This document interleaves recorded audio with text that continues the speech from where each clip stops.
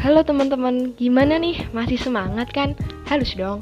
Nah, biar tambah wawasan lagi nih, kita bakal move on ke materi selanjutnya.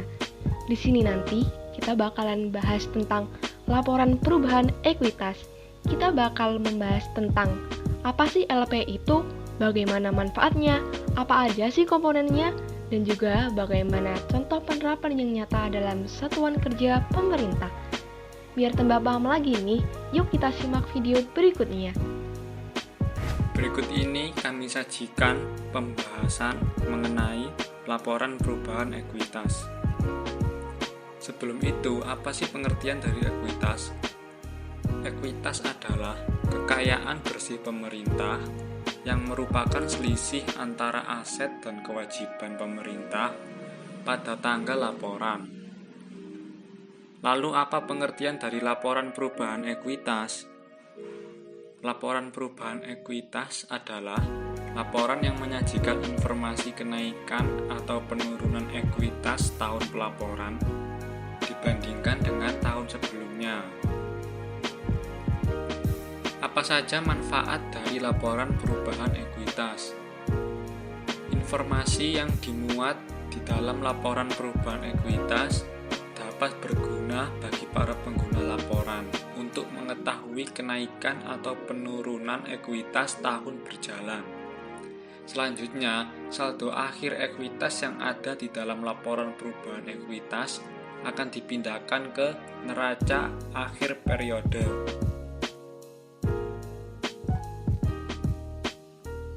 Selanjutnya akan dibahas mengenai komponen-komponen yang menyusun laporan perubahan ekuitas. Laporan perubahan ekuitas menyajikan sekurang-kurangnya pos-pos berikut ini. Yang pertama adalah ekuitas awal.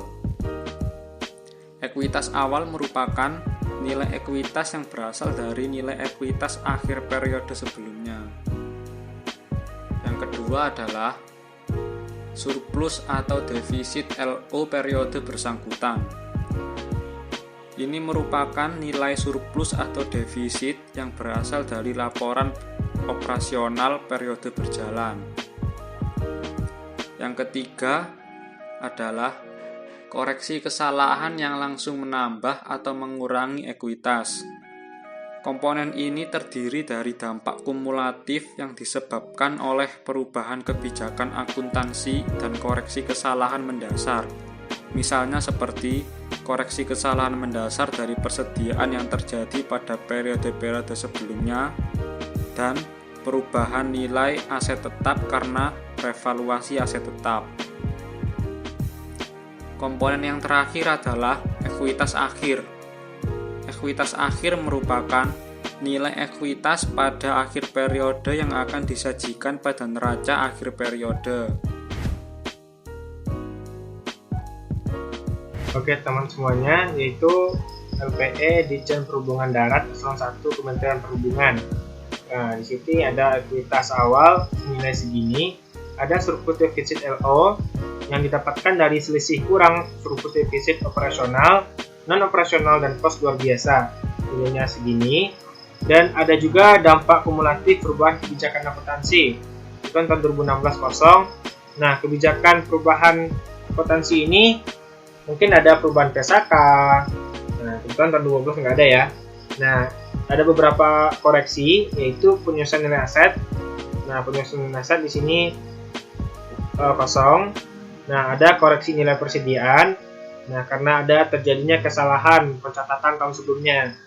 Nah, jadi dikoreksi lagi tahun sekarang, yaitu sebesar segini dan diberikan kepada LHJ Bengkulu. Terusnya ada selisih revaluasi aset tetap, nah kosong, dan ada koreksi nilai aset dan revaluasi. Yang revaluasinya apa aja?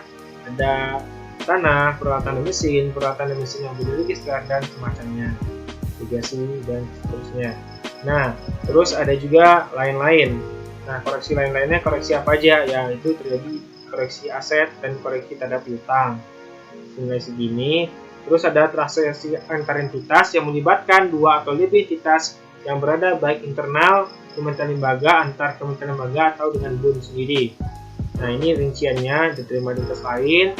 transfer masuk, pengesahan hibah lain, hibah langsung dan pengembalian pengesahan hibah langsung. Nah, apabila ditotalkan dari surplus sampai transaksi antar ekuitas ini jadi kenaikan sebesar 317,813, sehingga ekuitas akhirnya nanti di angka 15,46,897. Nah, contoh selanjutnya adalah LPE di Pengadilan Negeri Banyuwangi. Ini merupakan contoh LPE-nya. Bisa kita lihat bahwa ada komponen ekuitas awal, surplus atau defisit. Nah, surplus atau defisit ini berasal dari laporan operasional. Lalu ada koreksi yang menambah atau mengurangi ekuitas, dampak kumulatif perubahan, kebijakan atau kesalahan mendasar yang terdiri dari selisih revaluasi aset tetap, koreksi nilai aset tetap, non-revaluasi, koreksi lain-lain. Nah, koreksi lain-lain ini merupakan koreksi atas jurnal balik akrual yang telah dibuat per 30 Juni 2019. Lalu ada transaksi antar entitas. Nah, untuk penjelasan dari mana nilai dari transaksi antar entitas 2019, ini merupakan penjelasannya. Jadi, didapatkan dari ditagihkan ke entitas lain senilai 4 miliar sekian, diterima dari entitas lain, maka akan mengurangi nilainya senilai 3 juta, ada transfer keluar senilai nihil, transfer masuk senilai 41 juta, dan pengesahan hibah langsung senilai 0. Semua komponen ini dijumlahkan dan mendapatkan nilai 4 miliar sekian.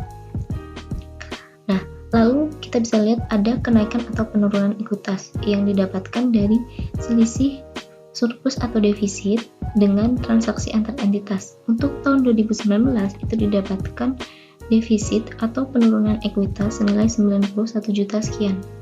Lalu kita bisa mendapatkan nilai dari ekuitas akhir senilai ekuitas awal dikurangi dengan kenaikan atau penurunan ekuitas dan mendapatkan hasil 35 miliar sekian.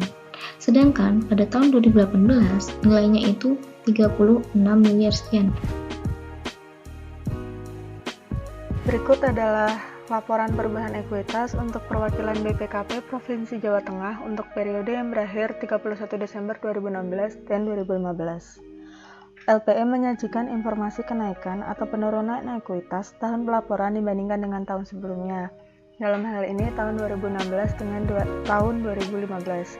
Ekuitas awal pada 1 Januari 2016 sebesar sekitar 22 triliun rupiah. Lalu dijumlah dengan surplus defisit LO sebesar minus 44 triliun. Dijumlah dengan koreksi yang menambah atau mengurangi ekuitas sebesar minus 18 juta. Ditambah dengan transaksi antar entitas sebesar 43 triliun, maka kenaikan atau penurunan ekuitas adalah 945 juta dalam bentuk defisit. Sehingga pada 31 Desember 2016 ekuitas akhir sebesar 21 triliun.